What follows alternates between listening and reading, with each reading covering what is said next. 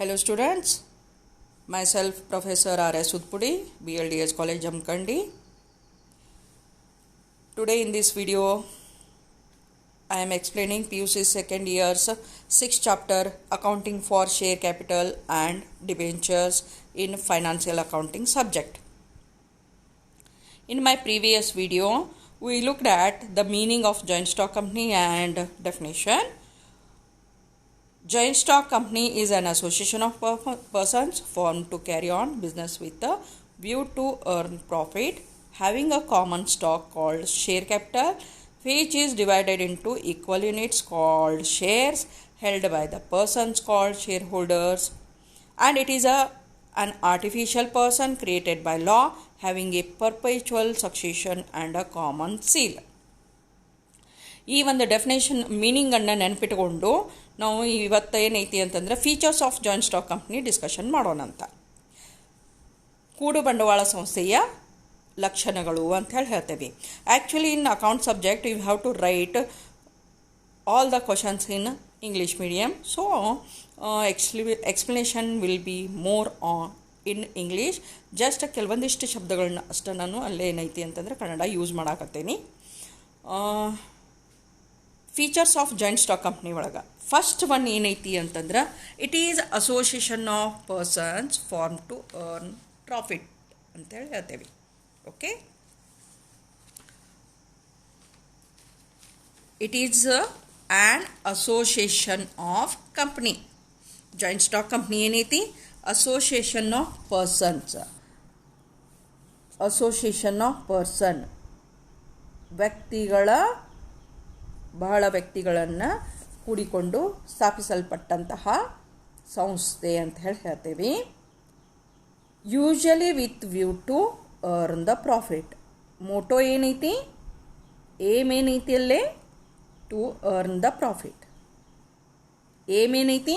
To earn the profit. That means service providers ಅಲ್ಲ ಕಂಪ್ನಿಗಳು. Okay, main motto profit earn ಐತಿ. Profit earn, not to serve the society. So first feature ಏನೈತಿ? Company is an association of persons formed with a view to earn the profit. earn the profit ಅಂತ ಹೇಳ್ತೇವೆ. ಲಾಭದ ಉದ್ದೇಶಕ್ಕಾಗಿ ಅಂತ ಹೇಳ್ತೇವೆ. Okay, second feature of joint stock company. It is compulsorily registered under the Companies Act. Must and should. It should register with Companies Act. Partnership firm partnership act ಪ್ರಕಾರ registration ಹೊಂದಬೇಕು. ಆಮೇಲೆ ಯಾವುದೇ ಬಿಸ್ನೆಸ್ ಆರ್ಗನೈಜೇಷನ್ ಇದ್ದರೂ local body ಒಳಗೆ ನಾವು registration ಮಾಡ್ತೀವಿ.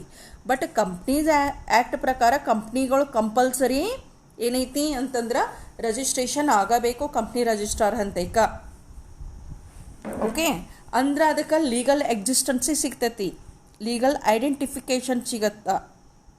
Then only it can be called as a artificial person which is established by law ಅಂತ ಹೇಳ್ತೇವೆ. Okay, so compulsorily registered under the companies act ಅಂತ ಹೇಳ್ತೇವೆ. If the company is not registered under Companies Act, it cannot trade or sell its shares in stock exchange. Okay, stock exchange ಒಳಗೆ ತನ್ನ ಒಂದು ಶೇರ್ಸನ್ನು ಮಾರಾಟ ಮಾಡೋಕ್ಕೆ ಇದಕ್ಕೆ ಸಾಧ್ಯ ಇಲ್ಲ. ಹಂಗಾದ್ರೆ ಬಹಳ ಜನರಿಂದ ಏನಿದ್ರದ ಕ್ಯಾಪಿಟಲ್ ಅಕ್ಯುಮುಲೇಷನ್ ಮಾಡ್ಕೋಬೇಕೈತಲ್ಲ, ಇದು ಟು ಕಾಮನ್ ಸ್ಟಾಕ್ ಏನು ಶೇರ್ ಕ್ಯಾಪಿಟಲ್ ಇದಕ್ಕೆ ಬೇಕಾಗ್ತೈತಲ್ಲ ಅದನ್ನು ಕೂಡ ಹಾಕೋಕ್ಕಾಗಂಗಿಲ್ಲ if it is not registered. Okay, ಅದಕ್ಕೆ ಏನು ಹೇಳ್ತೇವೆ?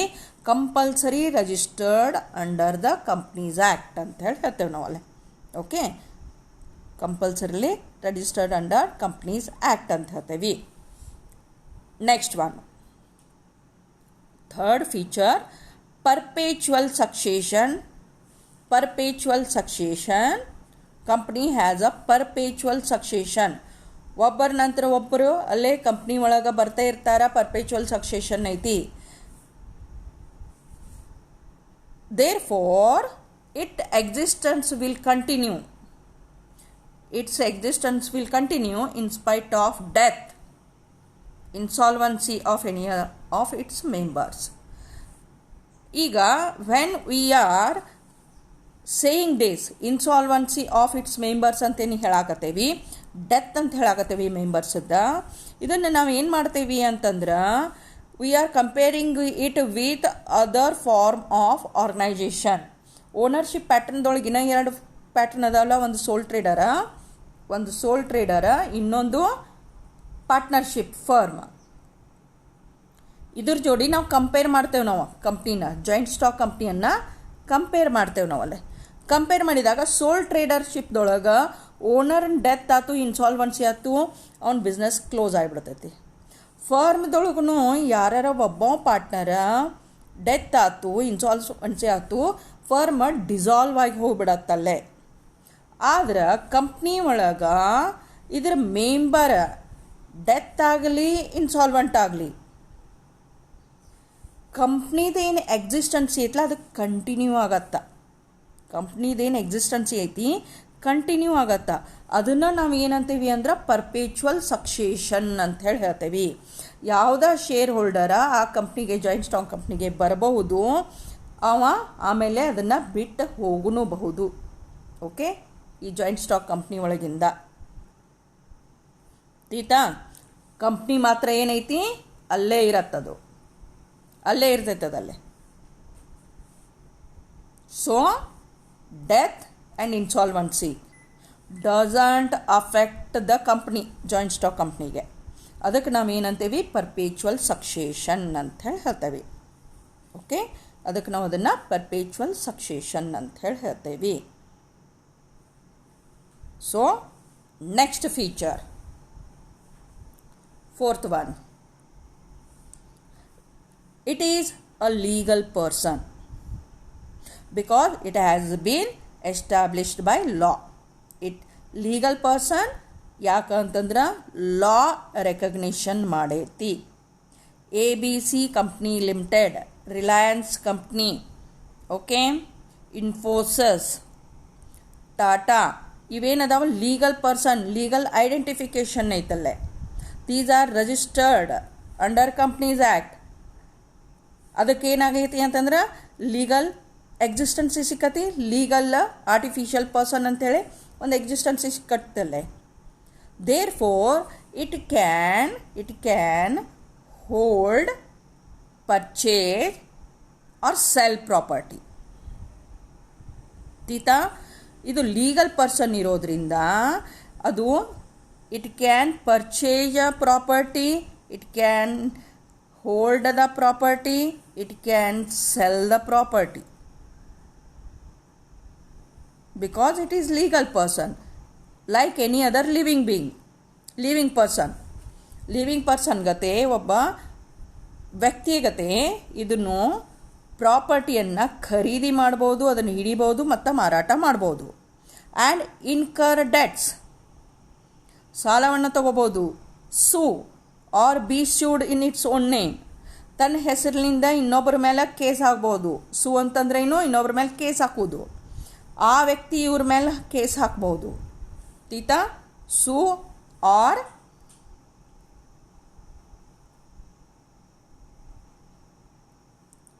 Can sue or be sued in its own name ಅಂತ ಹೇಳಿ ಹೇಳ್ತೇವೆ. ಯಾಕಂದ್ರೆ it is a legal person, ಅಂತ ಹೇಳಿ ಹೇಳ್ತೇವೆ. ಕಾನೂನು ಇದಕ್ಕೆ ಒಂದು ಹೆಸರನ್ನು ಐಡೆಂಟಿಫಿಕೇಷನ್ ಮಾಡೈತಿ, ಇಂಡಿವಿಜುವಲ್ ಎಕ್ಸಿಸ್ಟೆನ್ಸಿ ಕೊಟ್ಟತದಲ್ಲೇ, ಒಂದು ಸ್ವತಂತ್ರ ವ್ಯಕ್ತಿತ್ವವನ್ನು ಕೊಟ್ಟತಿ ಈ ಕಂಪ್ನಿಗೆ, ಜಾಯಿಂಟ್ ಸ್ಟಾಕ್ ಕಂಪ್ನಿಗೆ. So next feature, it is an artificial person, so it acts through its directors of the company. Legal person ಐತಿ, but it is artificial person. legal person ಅದಾನ, ಬಟ್ ಆರ್ಟಿಫಿಷಿಯಲ್ ಕೃತಕ ವ್ಯಕ್ತಿ ಅದಾನವಲ್ಲೇ. Because its existency is only in the eyes of law. ಲಾದ ಪ್ರಕಾರ ಅಷ್ಟ ವ್ಯಕ್ತಿ ಅದನವ, ಅದಕ್ಕೆ ಆರ್ಟಿಫಿಷಿಯಲ್ ಪರ್ಸನ್ ಅಂತ ಹೇಳ್ತೇವೆ ನಾವಲ್ಲೇ. ಜೀವಂತ ವ್ಯಕ್ತಿ ಅಲ್ಲ. He is not a living being, living person in the eyes of the law. ಲಾದ ಪ್ರಕಾರ ಅಷ್ಟ ಆರ್ಟಿಫಿಷಿಯಲ್ ಪರ್ಸನ್ ಅದಾನ, ಅಂದ್ರೆ ಒಬ್ಬ ವ್ಯಕ್ತಿ ಅದಾನ, ಪರ್ಸನ್ ಅಂತ ಹೇಳಿ ಎಕ್ಸಿಸ್ಟೆನ್ಸಿಗೆ ಸಿಕ್ಕತ್ತಲ್ಲೇ, ಅದಕ್ಕೆ ಆರ್ಟಿಫಿಷಿಯಲ್ ಪರ್ಸನ್ ಅಂತ ಹೇಳಿ ಹೇಳಾಕತ್ತೇವಿ. Okay, therefore because company is a artificial person, it acts through. ಹಂಗಾದ್ರೆ ಇದ್ರ ವ್ಯವಹಾರ ಯಾರು ಮಾಡ್ತಾರ, ಇದ್ರ ಆ್ಯಕ್ಷನ್ ಯಾರು ಮಾಡ್ತಾರ, ಆ್ಯಕ್ಟಿವಿಟಿ ಯಾರು ಮಾಡ್ತಾರ? Directors of the company. Directors of the company. Who is going to act? The directors of the company. Okay, company board of directors ಅದಾರ, ಬೋರ್ಡ್ ಆಫ್ ಡೈರೆಕ್ಟರ್ಸ್ ಅದಾರ, ಅವ್ರ ಥ್ರೂ ಚೂಸ್ ಮಾಡಿದಂತಹ CEO ಅದಾನ or MD ಅದಾನ. ಅವ್ರ through ಏನೈತಿ ಅಂತಂದ್ರೆ directors through, CEO through, MD through ಇದೇನೈತಿ ಅಂತಂದ್ರೆ ಕಂಪ್ನಿ ನಡ್ಕೊಂಡು ಹೋಗತ್ತ. Okay, sixth feature of joint stock company, it has limited liability to the members or shareholders. shareholders the liability ಏನೈತಿ ಲಿಮಿಟೆಡ್ ಎಲ್ಲಿ ತಕ ಐತಿ? To the extent of the face value of the shares held by them. ಎಲ್ಲಿ ತಕ ಐತಿ? To the extent of share value, face value of the shares held by dum.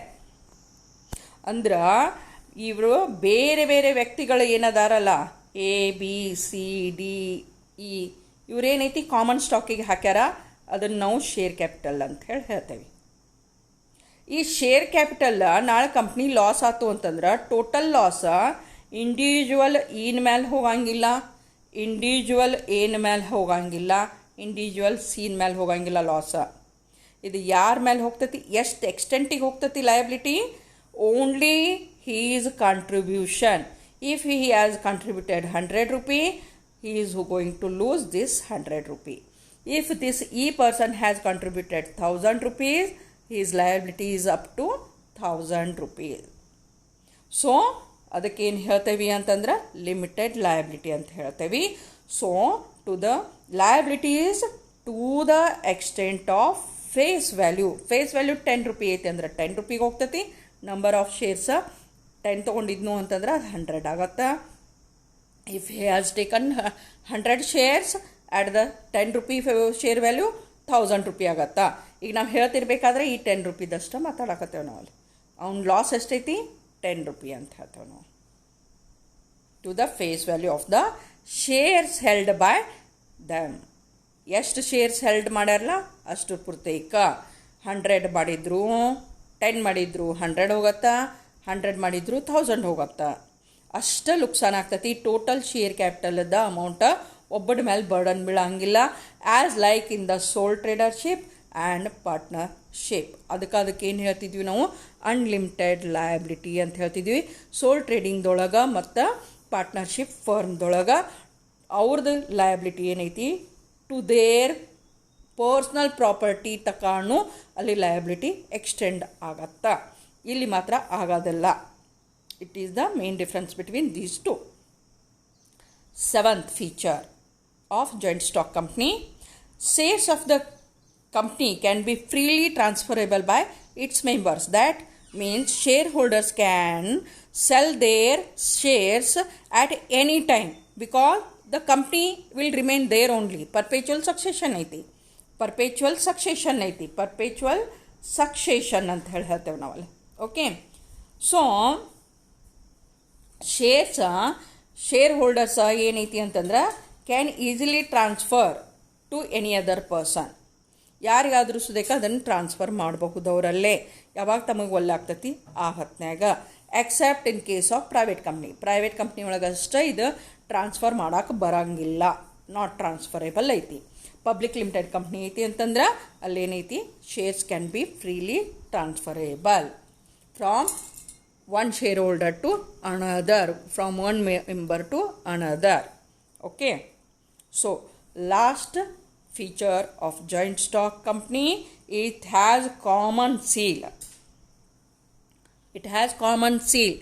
When you have a signature, ನಿಮ್ಮ ಒಂದು identification ಅಥವಾ ಅಥೆಂಟಿಕೇಷನ್ನ ನಿಮ್ಮ ಸೈನ್ನಿಂದ ಆಕತ್ತಲ್ಲ, ನಿಮ್ಮ ಸೈನ್ನಿಂದ ಆಗ್ತೈತಲ್ಲ, ಸಿಗ್ನೇಚರ್ನಿಂದ ಆಕತಿ, ಆವತ್ನಾಗ joint stock ಕಂಪ್ನಿದು ಕಾಮನ್ ಸೀಲ್ ಆಕತಿ. It is the official signature of the company. Official signature ಅಂಥೇಳಿ ಕೆಲಸ ಮಾಡತ್ತಾ. For example, when you want any of the documents signed by principal in your college, bare signature of the principal is not enough. You have to get sealed with signature of the principal. ಅಂದ್ರನ authentication ಸಿಗ್ತೈತಿ. ಅದಕ್ಕೆ ಆ common seal ಏನೈತಿ ಅಂತಂದ್ರೆ official signature ಐತಿ ಆ ಕಂಪ್ನಿದು ಅಂತ ಹೇಳ್ತೇವೆ. Okay, these are the features of joint stock company. Let us revise them. It is association of persons, compulsory registration, perpetual succession. ಇವನ್ನ ನಾವು ಕೀವರ್ಡ್ ಅಂತ ಹೇಳಾಕತ್ತೇವೆ. ಓಕೆ, ಕೀವರ್ಡ್ ಅಂತ ಹೇಳ್ತೇವೆ ನಾವು ಇವನ್ನ. ಒಂದೊಂದು ಅಸೋಸಿಯೇಷನ್ ಆಫ್ ಪರ್ಸನ್ ನೆನಪಿಟ್ಕೊಳ್ಳೋದೈತಿ, compulsory registration, perpetual succession, legal person, artificial person, limited liability, and freely transferable shares, freely transferable, and common seal. These are the important terms in features of joint stock company. Please do remember them. Please like, share, subscribe my channel for further updates. Thank you.